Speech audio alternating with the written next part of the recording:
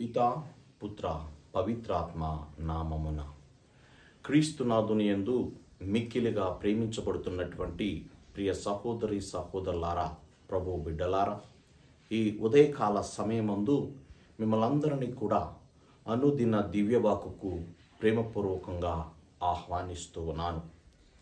ఈనాటి పవిత్ర సువిశేషాన్ని మనము ధ్యానించినట్లయితే ప్రభు మనతో మాట్లాడుతున్నటువంటి మాట మత్తయి సువార్త 11వ అధ్యాయము 28వ వచనంలో పలికినటువంటి మాట ఏమిటయ్యా అంటే, ఇదిగో ఆకలి దప్పికలతో ఉన్నటువంటి సమస్త జనులారా, నా యొద్దకు రండి, నేను మీకు నిత్య విశ్రాంతి నొసగెదనని ప్రభువు పలుకుచున్నాడు. అవును ప్రియ సహోదరి సహోదరులారా, ఎవరైతే వ్యాధి బాధలతో కృంగిపోతూ ఉన్నారో, ఎవరైతే ఆకలి దప్పికలతో ఉండిపోతున్నారో, ఎవరైతే ఇతర సమస్యలతో సతమతమైపోతూ ఉన్నారో, ఎవరైతే జీవితం మీద విరక్తి పుట్టి నాకంటూ ఎవరు లేరు అనేటువంటి అనాథ తత్వంతో ఆలోచిస్తూ ఉన్నారో, ఎవరైతే ఇదిగో నా జీవితంలో తృప్తి శాంతి సమాధానము లేదు అని తప్పించిపోతున్నారో వారందరినీ కూడా ప్రభువు ఆహ్వానిస్తూ ఉన్నాడు. అందుకనే ప్రభు అంటూ ఉన్నాడు, ఎవరైతే నన్ను అనుసరించాలని కోరుతూ ఉన్నారో తనను తాను త్యజించుకొని తన సిలువనెత్తుకొని నన్ను అనుసరింపుడని ప్రభువు మనందరూ కూడా తెలియపరుస్తూ ఉన్నాడు. ప్రియ సహోదరి సహోదరులారా, ఇక్కడ మనము గ్రహించవలసినది ఏమిటయ్యా అంటే, మనము ఈ లోకంలో జీవించినంత కాలము ఈ యొక్క భూమి ఒక యుద్ధ భూమి. ఎందుకు అంటే, ఒక మనిషి నీతివంతంగా జీవించాలంటే అనేకమైనటువంటి ఒడిదుడుకులను ఎదుర్కోవాలి. ఒక మనిషి శాశ్వతమైనటువంటి దేవుని యొక్క కృపలో మరి ముందుకు వెళ్ళాలంటే ఆ నడిచేటువంటి ఆ దైవ బాటలో వచ్చేటువంటి ఒడిదుడుకులన్నిటిని కూడా జయించుకొని ముందుకు వెళ్ళాలి. ఒక్కొక్కసారి మన జీవితంలో ప్రభుని విడనాడి జీవించినప్పుడు వచ్చేటువంటి కలతలు, ఆందోళనలు, వచ్చేటువంటి అనేకమైనటువంటి సమస్యలను మనం జయించాలి అంటే మనం ప్రభు దగ్గరికి వెళ్ళాలి. ప్రియ సహోదరి సహోదరులారా, ఏ వ్యక్తి అయితే ప్రభువుకు దూరంగా ఉంటూ ఉంటారో, ఏ వ్యక్తి అయితే ప్రభు యందు విశ్వాసము, భక్తి, వినయము లేకుండా జీవిస్తూ ఉంటారో వారి యొక్క జీవితంలో ప్రభు కోరుకునేది ఏమిటయ్యా అంటే, నీవు నా దగ్గరికి రా అని మనల్ని కూడా ఆహ్వానిస్తూ ఉన్నాడు.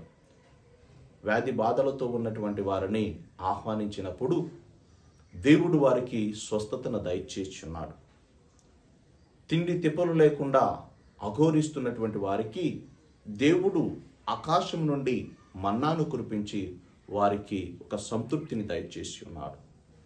నా దేవా నా ప్రభు అని ప్రభు యొక్క మార్గములో పయనిస్తూ వచ్చేటువంటి ఆటుపోట్లన్నింటిని కూడా తట్టుకొని ముందుకు వెళ్ళి చివరికి ప్రాణాలు గుప్పెట్లో పెట్టుకున్నటువంటి వారిని కూడా ప్రభు తన హత్తుకు చేర్చుకున్నాడు తన పవిత్రమైనటువంటి అద్భుతము ద్వారా.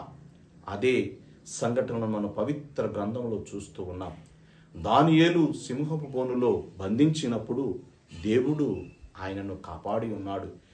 ఏలియా అహాబు జెజ్బెల్ రాణి అప్పగించినప్పుడు దేవుడు ఒక్కడే అని చెప్పేసి సాక్ష్యం ఇచ్చినప్పుడు ఆ సాక్ష్యాన్ని విశ్వసించలేక, జీర్ణించలేక అహాబు జెజ్బెలు రాణి ఆయన్ని పతనం చేయాలన్నప్పుడు దేవుడు మరి ఏలియాకు తన పవిత్రమైనటువంటి శక్తి ద్వారా, కాకుల ద్వారా రొట్టెను సమకూర్చి తన హక్కును చేర్చుకున్నాడు. అదేవిధంగా వ్యాధి బాధలతో బాధపడుతున్నటువంటి యోబు కూడా నీతివంతమైనటువంటి జీవితాన్ని జీవించాడు. కనుకనే నా తండ్రి, నా ప్రభువా, నీవు తప్ప నా జీవితంలో ఎవరు లేరు అని తెలుసుకుని ప్రభుకి తన జీవితాన్ని సమర్పించినప్పుడు దేవుడు ఆయనకు కోల్పోయిన దానికంటే ఇంకా 10 రెట్లు సమకూర్చున్నాడు. అవును ప్రియ సహోదరి సహోదరులారా, ఎవరయ్యా ప్రభు దగ్గరికి వెళ్ళేది అంటే, ఎవరైతే దేవుని యందు విశ్వాసం ఉంచి భక్తి కలిగి వినయం కలిగి నా జీవితంలో ప్రభువు తప్ప మరి ఎవరు లేరు అనేటువంటి ఆలోచనలో ఉండి విశ్వసించేటువంటి వారే ప్రభు దగ్గరికి వెళ్ళగలుగుతారు. అందుకనే ప్రభు అందరిని కూడా ఆహ్వానిస్తూ ఉన్నాడు. వ్యాధి బాధలతో ఉన్నటువంటి వారా, చిక్కు చింతలతో ఉన్నటువంటి వారా, ఇతర సమస్యల్లో కొట్టుమిట్టాడుతున్నటువంటి వారా, ఇదిగో ఎవరు లేరనేటువంటి అనాథులుగా జీవిస్తున్నటువంటి వారా, నా యొద్దకు రండి, నేను మీకు కావలసిన అన్నీ కూడా సమకూరుస్తానంటూ ఉన్నాడు. కనుక విశ్వసించి వెళ్ళినటువంటి వారు ప్రవక్తలు కావచ్చు, సామాన్యమైనటువంటి మనుషులు కావచ్చు, వారందరూ కూడా రక్షించబడ్డారు, దేవుని యొక్క దీవెనలు పొందారు. ఈనాడు మరి నువ్వు నేను కూడా ఆ రక్షణ పొందాలి అంటే, ఆ దేవుని యొక్క ఆశీర్వాదాలు పొందాలి అంటే, మన చూపు, మన మార్గము, మన ఆలోచన, మన విశ్వసనీయత అంతా కూడా దేవుని వైపు మలిచినప్పుడే మనము ఆ ఆకలి దప్పికతల నుండి, ఆ వ్యాధి బాధల నుండి మనమందరము కూడా విముక్తి చెందగలము. ప్రియ సహోదరి సహోదరులారా, కనుక మనమందరము కూడా మనకున్నటువంటి సమస్యలు ఏవైతే ఉన్నాయో వాటన్నిటిని కూడా ప్రభుకు సమర్పించి, నా దేవా, నాకు నీవే మార్గము, నీవే సత్యము, నీవే జీవమని ఎప్పుడైతే మనం ప్రభుకు సమర్పించుకుంటామో అప్పుడు దేవుని యొక్క ఆశీర్వాదాలను 30 60 100 పొందగలుగుతాం. కనుక ఈ పవిత్ర సువిశేషము ద్వారా మన జీవితాలను మార్చుకునేటువంటి భాగ్యాన్ని ప్రభు మనకు దయచేయాలని ప్రత్యేకంగా మనం ప్రార్థన చేద్దాం. పితా, పుత్ర, పవిత్ర